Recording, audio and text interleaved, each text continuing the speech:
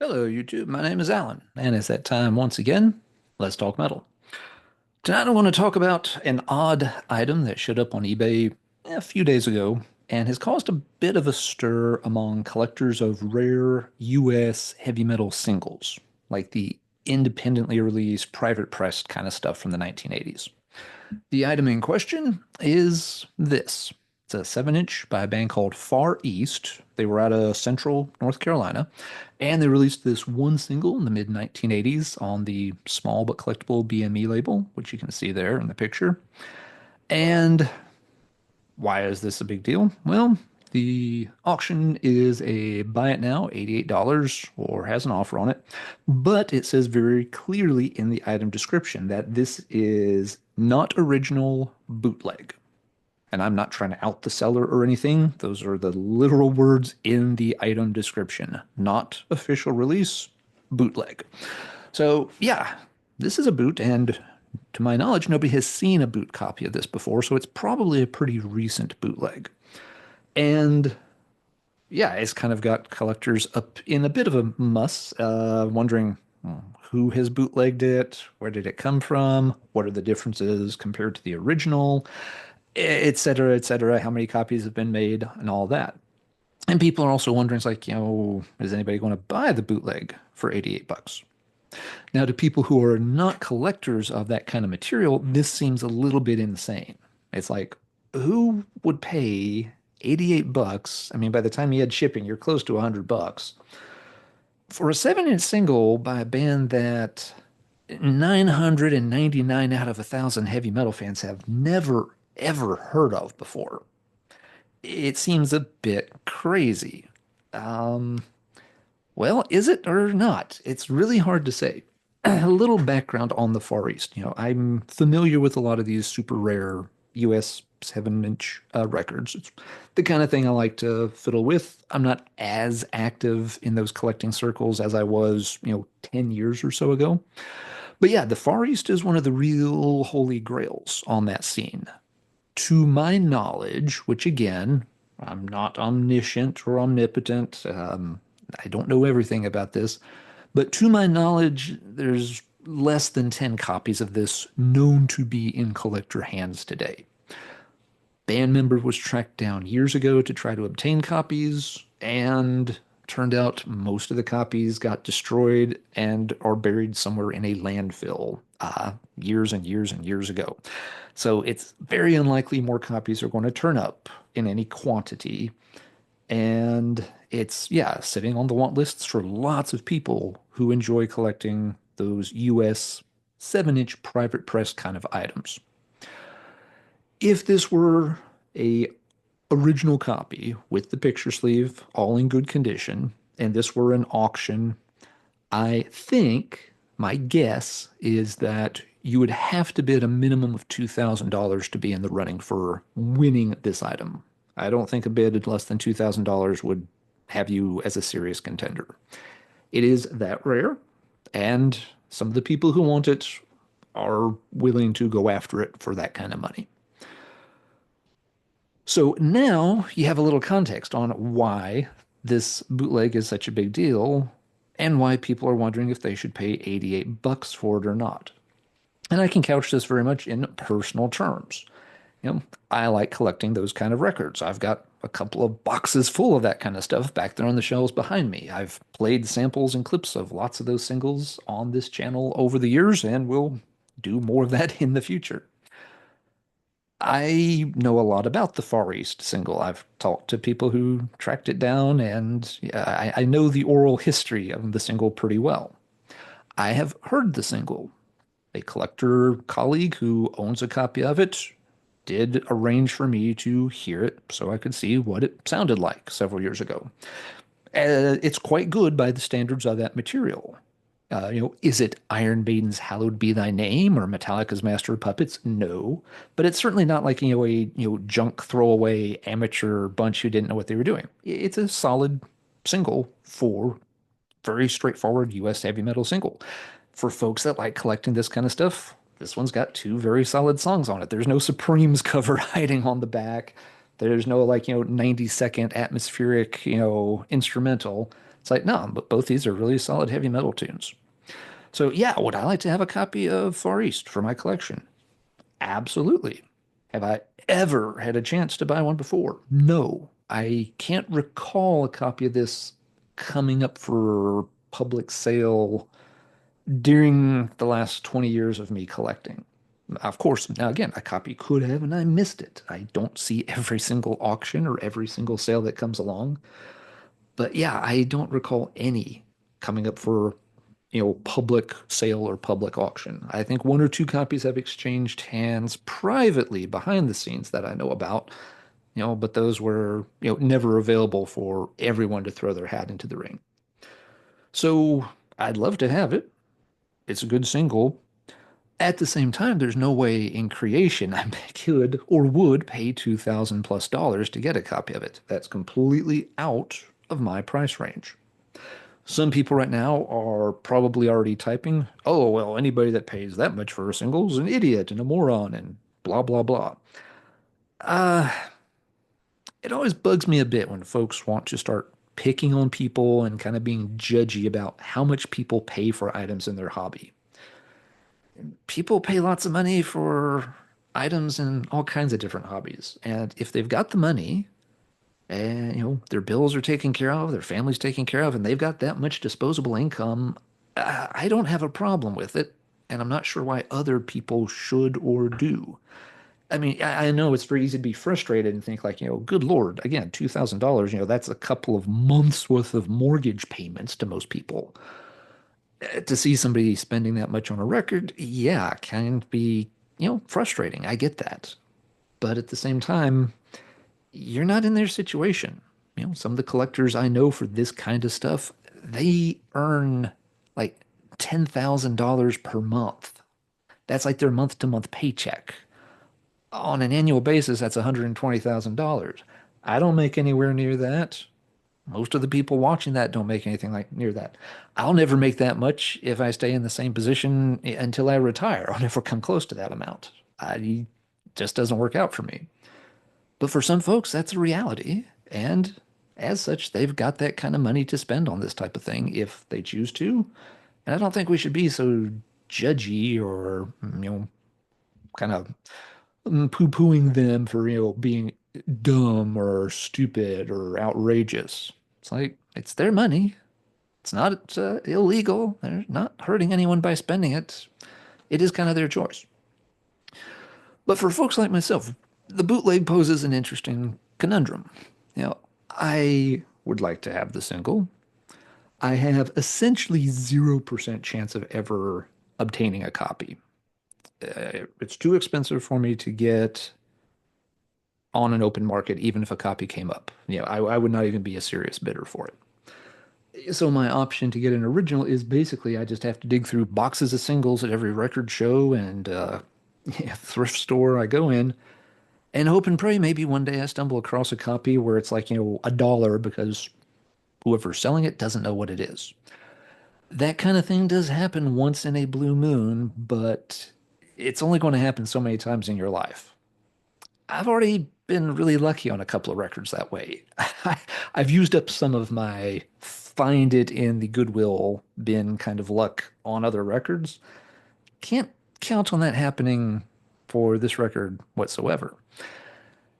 So, with that being exceedingly unlikely, my other option for owning a physical copy of it would be to consider buying this bootleg. Sure, it's not the original, and I get that. But other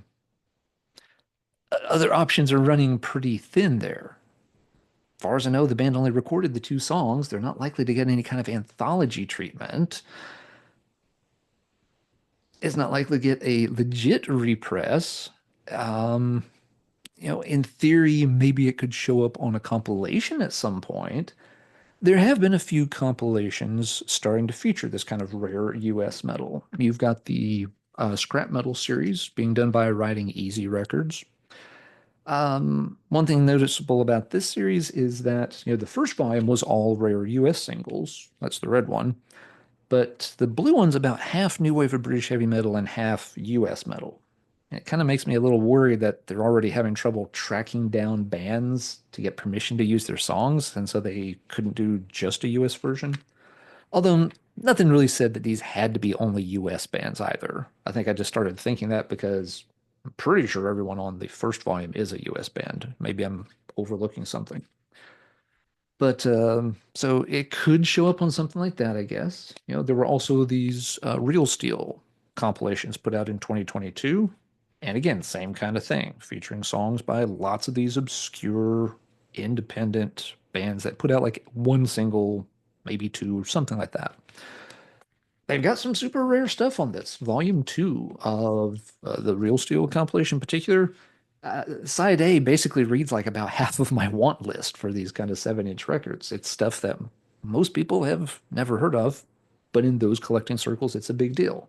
It's bands like Final Dawn, Liquid Earth, Strike Force, Strychnine, Crimson Cross. It- if you know that stuff, that is a mouth-watering track list there. Something else to keep in mind, though, these types of compilations typically only feature one song from a single.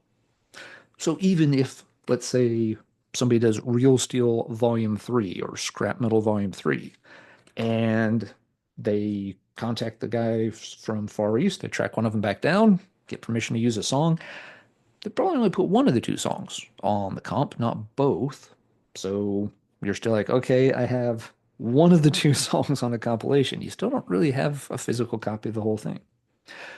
You can, of course, just do without a physical copy of the real thing. For folks that collect, that's always a little bit of a bummer, but you can look to listen to it online. I'm not even sure the Far East single is online. It's one that's been extremely hard to ever even just hear. The last time I checked a year or so ago, I couldn't find files of it on YouTube or any other place. Again, maybe I missed them. Maybe somebody has added them since then. But yeah, it's always been a really, really tough one, even just to get a chance to hear it. So for someone again like myself, the bootleg starts to become a little bit enticing. It's like, can't get the real one, not likely to get both tracks ever put onto a compilation. Anthology doesn't seem like a good chance of happening. Hard to even find MP3s or anything of the bloody thing. So, if you wanted a physical copy, you want a chance to hear it, something like this bootleg could be your only chance to ever do so. And at that point, what is the bootleg worth then? Is $88 a fair price for that? Is it still too much? That's something everybody has to decide for themselves.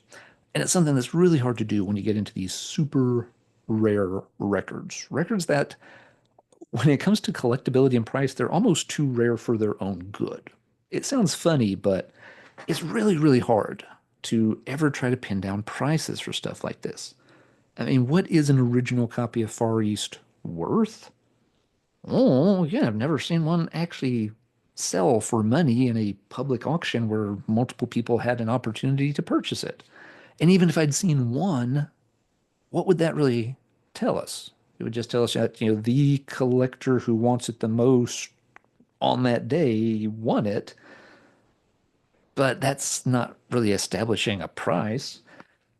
These kind of records are really hard to get prices for. They don't turn up for sale very often. It can be years apart in between them. The collecting scene can change a lot in that kind of time. And another big problem you run into with something like this single by Far East is that while the supply is ridiculously low, the demand is also kind of ridiculously low. You know, as I said earlier, most heavy metal fans have never heard of this band and are not really going to spend any serious money whatsoever trying to check them out, and that's quite okay. So there's only a tiny fraction of heavy metal fans that are familiar with this. And out of that tiny fraction who are familiar with it, there's a smaller fraction who actually want a copy for themselves. And out of that fraction, there's a tiny, tiny number who want a copy for themselves and would be willing to spend, hundreds to thousands of dollars to own a copy of it. No way of knowing an exact number. Yeah, if you put a gun to my head and force me to make a guess, I would be surprised if there's more than a couple of dozen collectors worldwide who could literally seriously think about, oh, there's a Far East for sale. I got $2,000. Maybe I'll bid on it. I'd be surprised if there's more than about 2 dozen. And again, I could be way off on that number. Collecting trends change over time. Some guys kind of fade out of the scene. Other folks suddenly get into it out of nowhere and seem to have a lot of money to burn. So it's really hard to say. But the point is, this isn't a band like Iron Maiden or Metallica or the Misfits, where you have huge fan bases worldwide. When you get into those kind of numbers of, tens and tens of thousands of fans, just, the law of averages says you're going to end up with a pretty good number of them eventually who have a lot of money and are willing to spend it, on collecting their favorite band. That's not the case with something like Far East. Hardly anybody knows it, so hardly anybody wants it. And out of those who do want it, hardly any of them could afford to pay big bucks for it. I know a lot of folks that collect these kind of early singles, and really, something maybe like around the $100 mark or so is their limit. I'm just like, if it sells for more than $100, I just ain't going to get it unless I stumble into it in the wild and I have one of those lucky moments where I get it for a really good price. It means the price on these things can fluctuate a lot. It doesn't take many copies to saturate the market. We've seen it happen in these kind of collecting circles before, where a single, only a handful of copies were known, and it was selling for $500, $600, $700 a copy. But then copies kind of started coming out of the woodwork, a couple here, a couple there, a couple more over here, and you see the price start ratcheting down.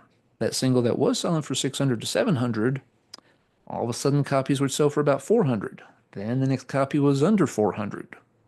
Then somebody offered a copy for 300 and nobody even bought it. And it's kind of like, what's happening here? This was a single was selling for twice this much a few years ago, but you've already completely saturated the market of people who have $600 and want to spend it on a single by a band comparable to this one. There's other people that would buy it, but not at that price. So again, you've got to start to lower your expectations and be like, okay, this is the 20th copy that has shown up in the past 5 years. May only be able to get 100 to $200 for it. Can't hold out for $700 like I saw those first 3 or 4 copies sell for a decade ago, because back then nobody had it, and all of the top dog collectors with deep, deep pockets were bidding hard for it. But they've all got their copy now, and the other folks who are still in the market for a copy, they're not coming up to that price whatsoever. So, yeah, with something like Far East, does that apply? Maybe not. Like I said, most of the copies were confirmed as destroyed in a landfill. The chance of, 20 or 30 copies of this just suddenly appearing from somewhere else are extremely small at this point. Collectors have known about this record for many years. They have been digging and trying, looking for band members and ex-girlfriends and mothers and cousins. People can get pretty obsessive and digging for copies of this kind of thing, and they just haven't turned up. So that's where we're left with on something like this. Price is very hard to pin down, very hard to get, very hard to maintain a stable price, though, too. A few copies can saturate a market and see a price crash. So let's wrap this up and let's talk metal in the comments down below. Would you pay $88 for this bootleg copy of the Far East single? I'm not going to go into details, but I can say based on the picture here, it is pretty obviously a bootleg. Some folks have been worried about how to tell it apart from the original. Based on what's visible here, there's no one needs to worry about getting ripped off and mistaking one of these bootlegs for an original copy if you know what you're looking at. But would you pay $88 for a copy of it? I'm guessing most people will say, oh, hell no. But knowing that you'll probably never see an original copy in your life, and it's two pretty good songs, is this something that's worth consideration? Myself, I've decided that no, I'm not interested at that price. At a lower price, I would be interested in the bootleg, but this just isn't something I want to pay for right now. Why not? Well, just doesn't quite feel like the price point for me, but maybe it is for someone else. And if someone decides to buy it, okay, power to them. That's absolutely fine. Sometimes the bootleg's what you can get, so the bootleg is what you buy. Even if the price seems a little high to other folks, someone may be okay with it. Uh, but yep, it's just not for me. But maybe it'll be for somebody else. Nothing else would be interesting to see if more copies of the bootleg get listed for a while. I mean, it's not like somebody bootlegged one copy of it. Did they press up 50, 100, 20? I don't know. Only time's going to tell. It's an interesting little auction, and I guess we'll see how it all plays out. But yeah, let me know in the comments down below what you think of this bootleg and what you think of this scenario. Is this record just, too rare for its own good at this point, where there's almost no way to even pin down a price, and thus no way to know whether buying the bootleg is worth it or not? I've made my decision to pass on it. Let me know what your decision would be. Am I crazy? Do I need to go back and bid? Did I make the right choice? Let me know. All right, that'll wrap it up this time. So until next time, everybody take care. And as always, keep banging your head. Hopefully to a record you can actually find and afford, unlike that one.